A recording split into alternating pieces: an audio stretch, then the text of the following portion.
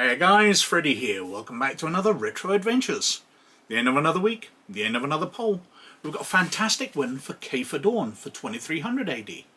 Now as usual, I'll cover that on the desktop in a wee second, and I'll be back at the end of the video with some other channel related stuff and some other poll related stuff.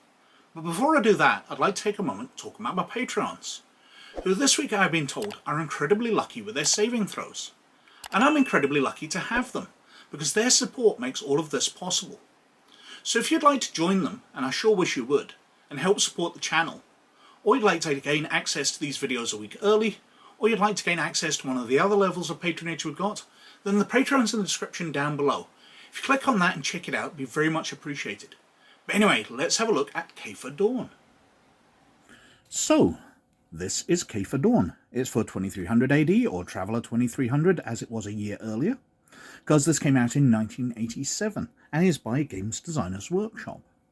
Now this is the start of the Kafer War campaign, which was one of the early major storylines for that game. And mainly it's a source book detailing a planet. Half of the book is taken up with that. And then the second half of the book is 4 separate adventures detailing the mopping up of the Kafer invasion, which happened a year earlier in the timeline. Well, let's have a look at the back cover and see what it says. Life for colonists on Aurore was difficult at best. Native plant and animal life was deadly to humans, and soil had to be brought in by the ton to grow imported crops. Tidal bores were scoured by half-mile tall waves twice a day. Earthquakes and volcanic activity were constant hazards. Then the Kafers came. The inhabitants of Aurore always took a special pride in their home. It was most spectacularly beautiful and at the same place least hospitable of the garden planets in the French arm. For years it was also the end of the line in the colonial arm that terminated the planet planetless or Arcturus, a dull ruby in Aurore's night sky. The Kafers were first encountered at Arcturus, and then their invasion fleet and invading armies struck Aurore. The battle was close, but the major population centres held out. Now the reigning Kafers need to be hunted down and rooted out. Kafer Dawn covers the campaign to mop up the Auroran hotback, from the viewpoint of several adventurers who come to join the fight against mankind's most bitter foe. Despite over a year of warfare, little is known of the Kafers, and so Kafer Dawn is a voyage of discovery as well.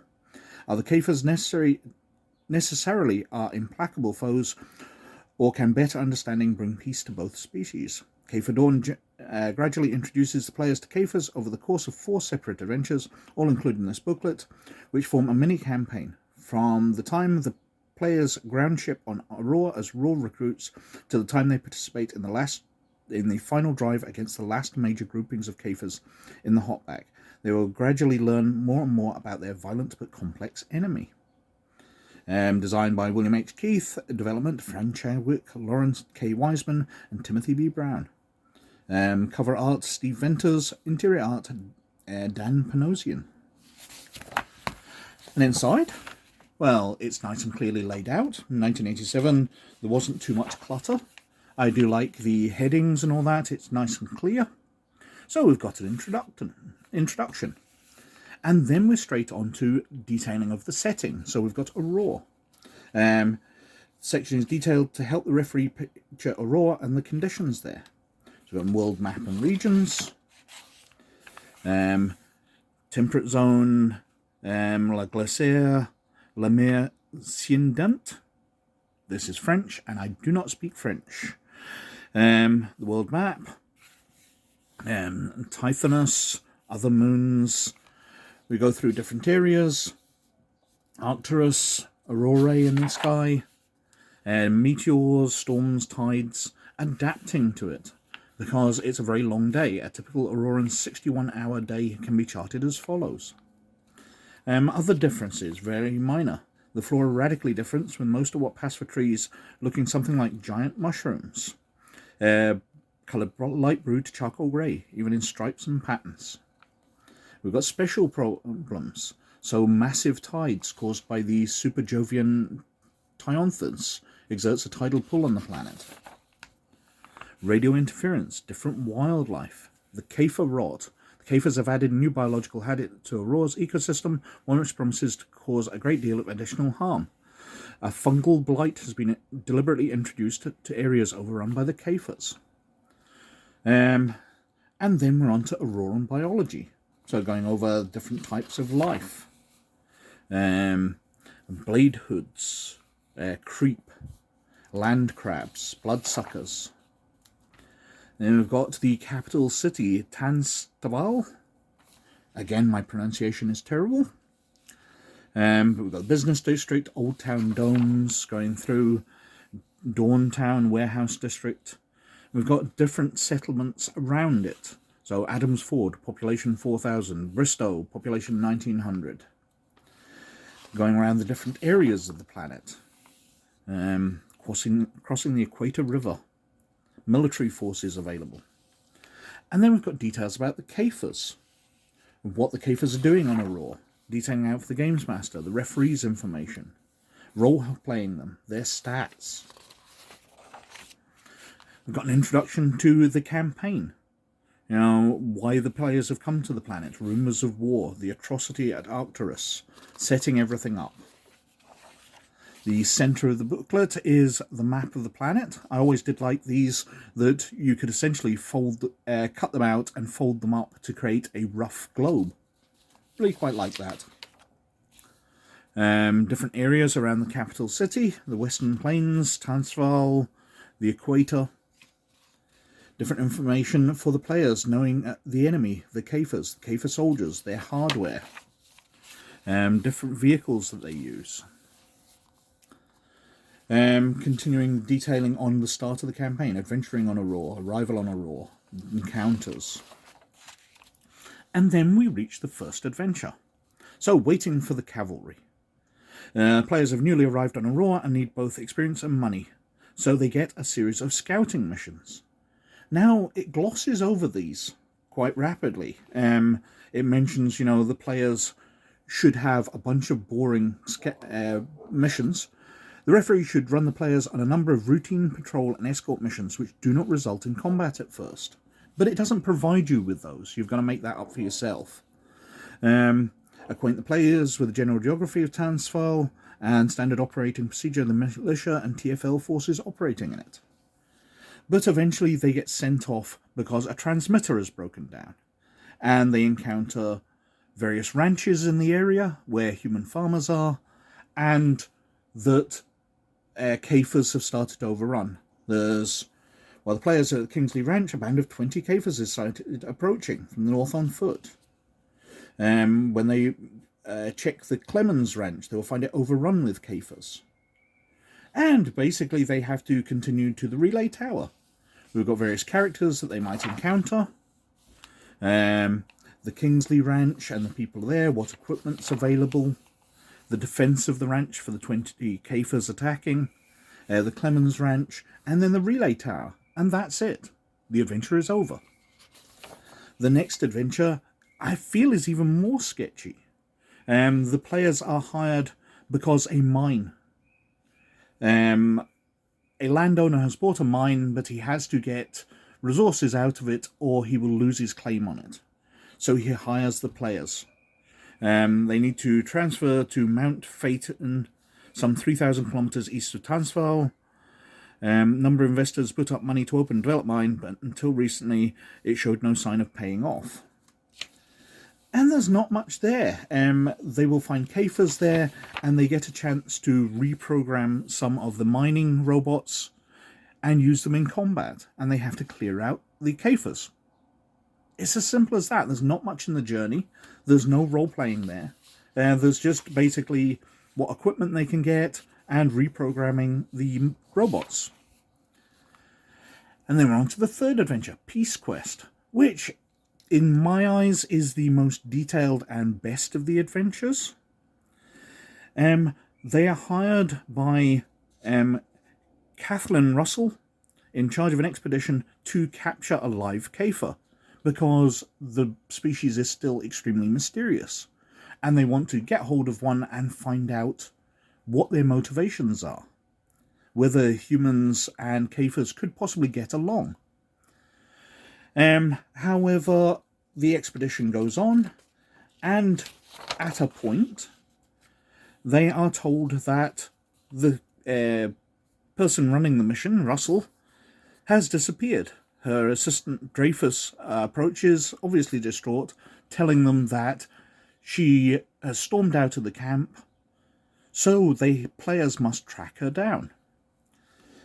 And at this point, they can leave Dreyfus in charge of the camp or not, because this makes a big point further on. When they go searching out, they find the vehicle that Russell was using wrecked and signs of Kafers. But if they investigate, it turns out not to be.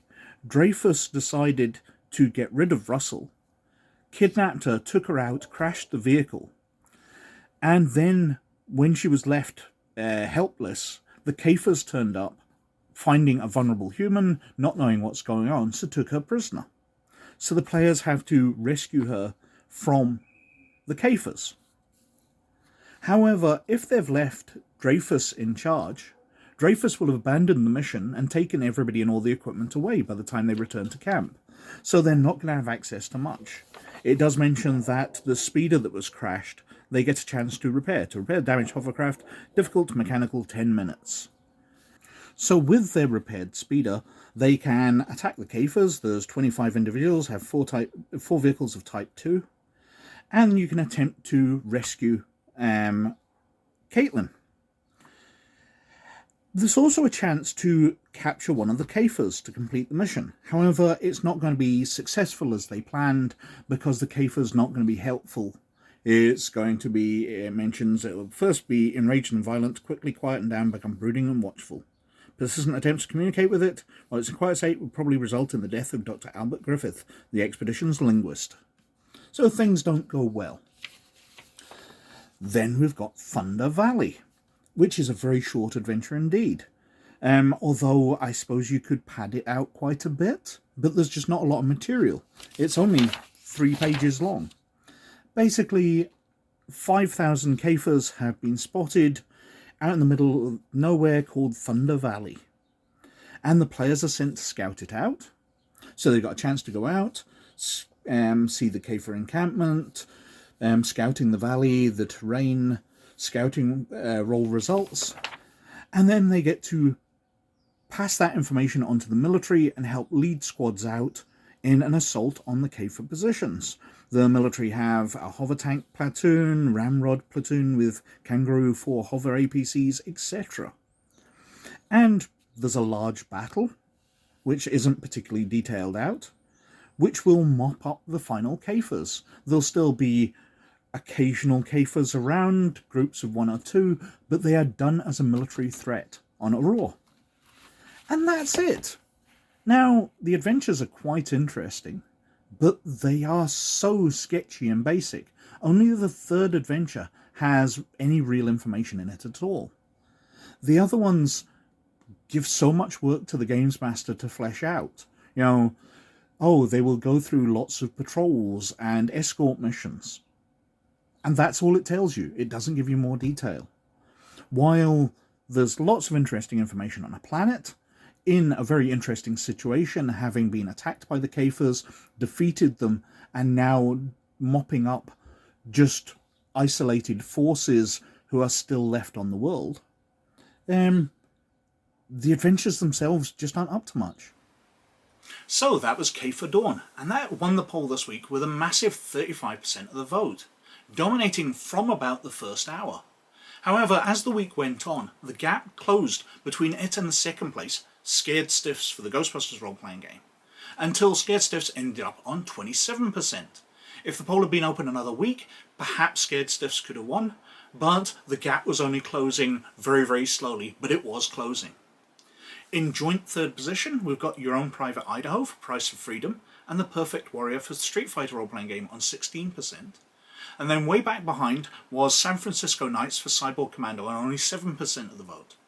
Now, this was very much a joke entry, because I have treated Cyborg Commando with some scorn in the past, but it does have its place in history, and it'd be lovely to look through the adventure at some point, because this was the game that Gary Gygax created after he left TSR.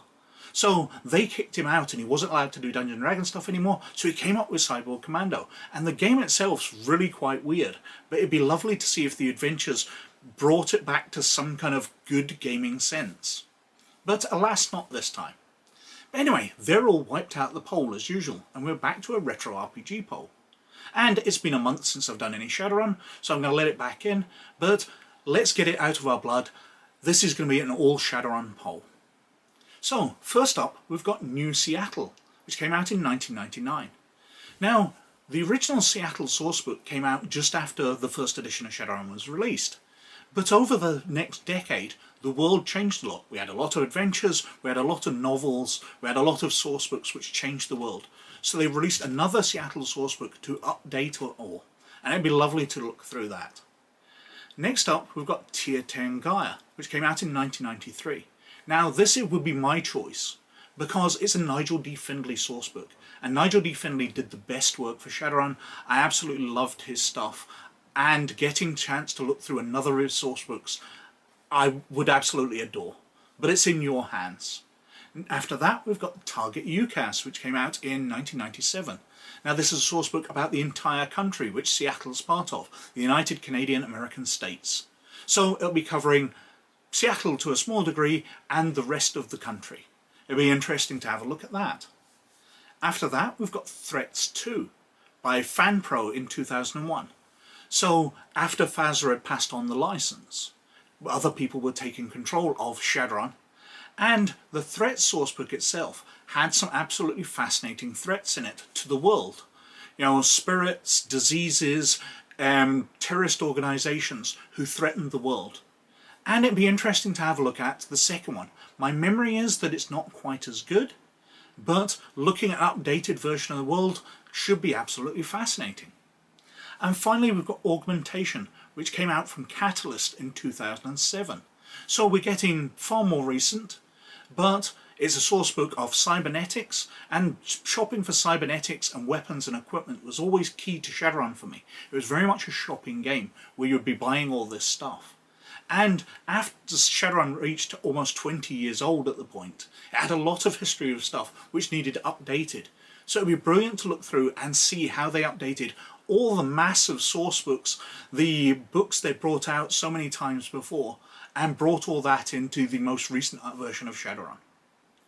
Now, all of those are absolutely excellent books, and I look forward to seeing how you vote. What else have I been up to? Well, not a lot. It's been a busy couple of weeks. And apart from updating RPGgamer.org, as I'm still working through the episodes of The Bad Batch and doing stats for those, and I'll be moving on to the Tales of the Empire series in a couple of days' time. But apart from that, I haven't really been releasing much. I've had too much else on my plate, I'm afraid. But things should change in the next few days. Anyway, as usual, I think I've been wittering on for quite long enough, so thank you very much for watching. But as always, most of all, you look after yourselves, and I'll catch you later. Bye now.